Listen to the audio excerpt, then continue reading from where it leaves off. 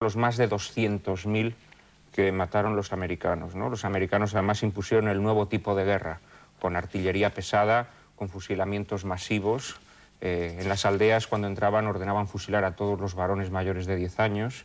Es decir, fue una guerra verdaderamente brutal. Y en Mindanao, una isla que España apenas ocupó, puesto que la ocupación española fue sobre todo en la isla de Luzón, en Mindanao efectivamente había unas tribus musulmanas acérrimas, montaraces, muy difíciles de sofocar, que mantuvieron enconadamente la batalla contra el opresor hasta más o menos estos años. En este momento es cuando esta película transcurre, en el año 1906, y la verdad es que fuera de toda esta, digamos, tergiversación histórica, la película lo que nos ofrece es una historia de camaradería, una historia de honor militar, pero todo ello aderezado, como decíamos, por ese gusto trepidante por la aventura, por unas actuaciones memorables, como tú muy bien has dicho. Y una historia de amor.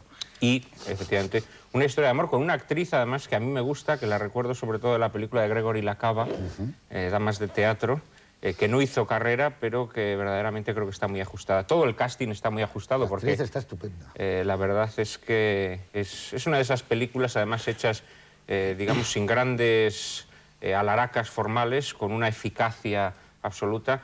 Y toda ella, la verdad es que rezuma jovialidad, rezuma pues ese espíritu de lo intrépido y del arrojo y de la valentía. La verdad es que es muy curioso ver esta película porque se parece mucho a un clásico del cine español, ¿no?, que es Los últimos de Filipinas. Tiene unos parecidos en algunos momentos incluso asombrosos que luego comentaremos. Señor Pruneda, don José Antonio, muy buenas. Además, él sí que sabe muchas cosas de estas ¿Cómo es hacerse la jungla en estudio, entera, eh? Pues muy bien hecha, ya lo has visto. Toda o sea, la jungla en Goldwyn Studios. Y no pasa nada, o sea, porque te la crees. Y ese es uno de los méritos maravillosos de que la selva realmente es la selva. E incluso resulta terriblemente actual. O sea, puedes comparar algunas de las escenas cuando hay estas trampas, digamos, preparadas para el caminante, pues son escenas que a lo mejor has podido ver posteriormente en películas sobre la guerra de Vietnam, por decir ir más lejos, ¿no? O sea, esto es así, ¿no? A mí es una película que me gusta mucho. Es una película, digamos, de un director profesional. Profesional en el mejor sentido de la palabra. Un hombre famoso porque realmente hacía sus películas con el dinero preciso y con el plazo que se comprometía. En este sentido es perfecto, ¿no? Además es una época, visto en retrospectiva ya de una manera muy absolutamente personal. Yo recuerdo, tú has mencionado voces, yo me estoy acordando supongo que casi contemporáneas. Me acuerdo de Las Cuatro Plumas, claro, versión Alexander Korda, por supuesto, que son yo creo que debe ser de las 3, 4 primeras películas que yo realmente me ha impactado con el paso del tiempo. Y debe ser del 39 también. Sí, y llegan, ¿no? Hombre, Las Cuatro Plumas tenía color, o sea, pero son esas cosas que ves de crío, como el Buffalo Bill, que se llamaba aquí, de Cecil B. DeMille, o sea, son de esas películas, digamos, que siempre ha estado rodeada de un aura que está dirigida absolutamente sin complejos, digamos, de un cine terriblemente directo, terriblemente eficaz. Yo creo que esa sería la palabra.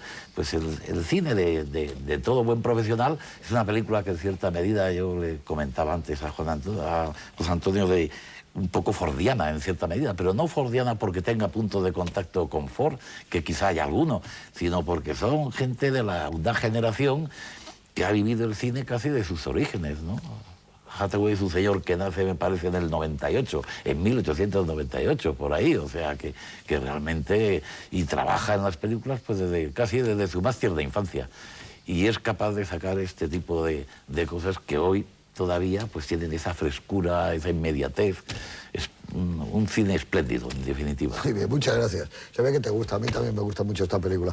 Señor Porto, don Juan Antonio, muy buenas noches. Bueno, a mí también... Hay que decir que Hathaway le dio el Oscar a John Wayne en Valor de Ley, que es un western estupendo. Un gran western. Ese sí que es crepuscular, en todos los sentidos, ¿no?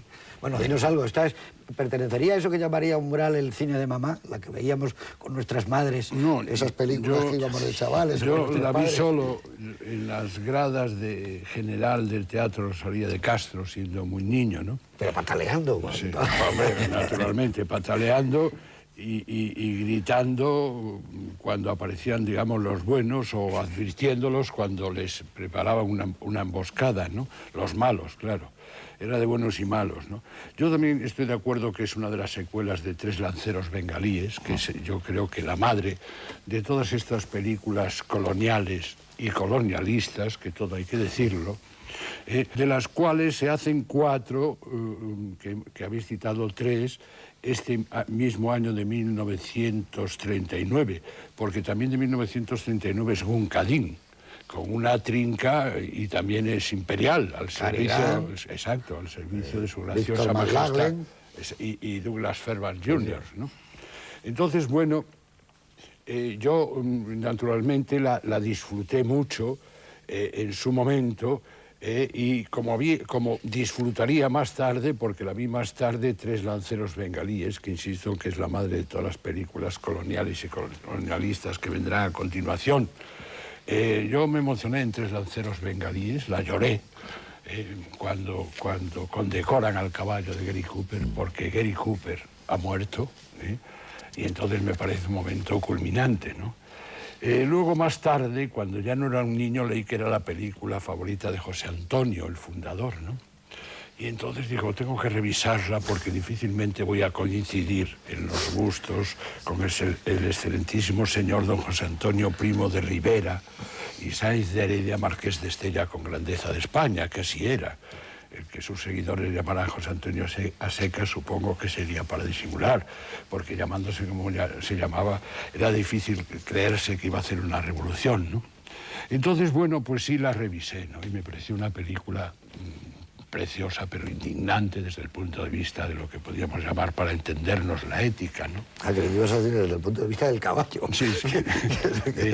Bueno, esta, digamos, esta de la que hablamos, La jungla en armas, a mí me parece que es la menos colonialista de la cosecha, por una razón que voy a referirme a ella sin destripar la película. Nada y brevemente, que hay que verla ya. Sí, sin destripar la película. Es decir, que hay algo extraordinariamente original, que hay una especie de lo que podríamos llamar guerra bacteriológica avant la lettre. Y como el protagonista es médico, actúa como tal. Impulsado más que por su espíritu militar, yo creo que por el juramento hipocrático de consagración a los demás. Y a mí eso me parece muy original, muy importante desde el punto de vista ético, porque te olvidas de lo que la película tiene de colonial o de colonialista cuando ves que un médico lucha por el ejercicio de su profesión hasta llegar al riesgo personal grave, ¿no? Bueno, hemos hablado de colonialismo, hemos hablado de historia, hemos hablado de la aventura. Solo nos falta que den ustedes La jungla en armas. Y además otra cosa, es del año 39 y yo no sé si consciente o inconscientemente ellos están hablando ya de los kamikazes, porque aquí hay unos guerreros que realmente son como kamikazes, lo que pasa que no van en unos aviones que se van a tirar hacia los grandes portaaviones norteamericanos, pero sí son unos soldados, ya lo verán ustedes, como si es una mezcla, como si hubieran mentalizados, como si fueran zombies, o también con una manera muy directa, son como bombas humanas que se dirigen. Es una película llena de atractivos, y falta decir que la historia de amor yo creo que es espléndida porque la actriz está espléndida. Y hay unos momentos de intimidad, de miradas, que son maravillosas.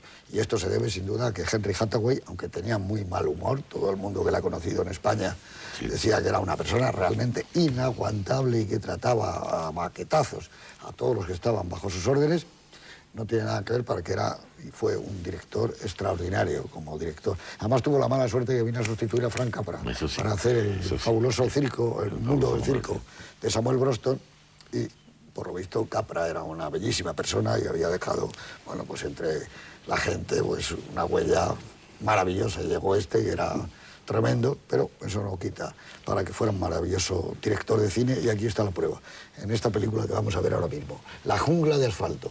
Suenan ya las aventuras. Digo, La jungla de asfalto, tampoco estaba mal, La jungla en armas. Aquí volvemos, nos falta el sabor a chocolate, a pan y chocolate, que era lo que tomábamos mientras veíamos estas películas. Pero chocolate en la ración. Sí, chocolate aquel terroso, como tremendo. Que había que cortar con un cuchillo y un martillo. Era tremendo. Pero qué bien se pasaba entonces en el cine. Entonces sí que esto era una realidad virtual. La película he dicho al principio, La jungla de asfalto, que no está mal, que la hemos puesto en este programa. Posiblemente es de lo mejor también de John Huston. Una película estupenda. La película es, naturalmente, La jungla en armas, de Real Glory. Es una película del año 39, año del que hemos pasado en este programa bastantes películas. Yo solo quiero recordar que el año 39, como saben ustedes, terminó la Guerra Civil y que forzó hacia el exilio a algunos intelectuales que yo quisiera citar y que tuvieron que salir de su país, de su gente y de su medio y iniciaron un largo y terrible viaje que para algunos fue sin vuelta. Américo Castro, Sánchez Albornoz,